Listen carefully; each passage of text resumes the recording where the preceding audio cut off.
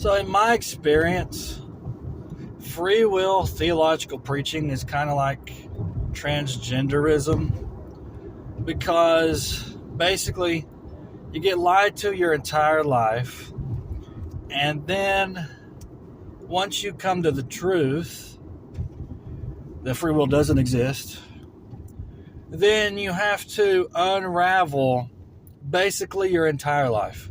You have to unpack your entire life.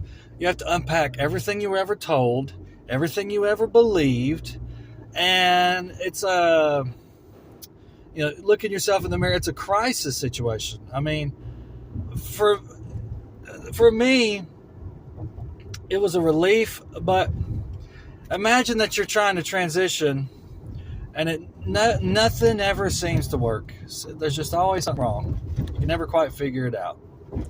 And then finally you reach a breaking point and maybe something drastic happens. That's the way free will theology is. You're like, something ain't right here. It just don't make any sense. Why would people voluntarily choose eternal torment? How does that make sense? How does it make sense to freely choose eternal suffering? How does that make any sense? Honestly, they're very similar.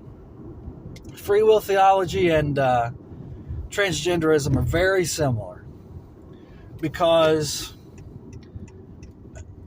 there's some differences, obviously. The difference is, well, hold on, I'll get to that in a second. First of all, the logic is the same. If I can choose to go to heaven or choose to go to hell, then why can't people choose to be men or choose to be women?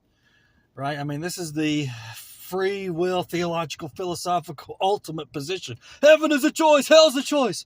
Well, then why is it being a boy or girl a choice? Because God made it that way. Well, guess what? God did not give us free will. It's in the Bible. So if you're going to tell me God made man and woman, then I'm going to tell you that God predestines. God foreknew. God elects, because it's also biblical. He didn't just make them male and female. He also foreknew, preordained, elected, etc., etc. If you're going to pick and choose which biblical verses you want to use to justify your free will theological lie, I'm going to do the same thing to you when it comes to gender. It's the exact same thing.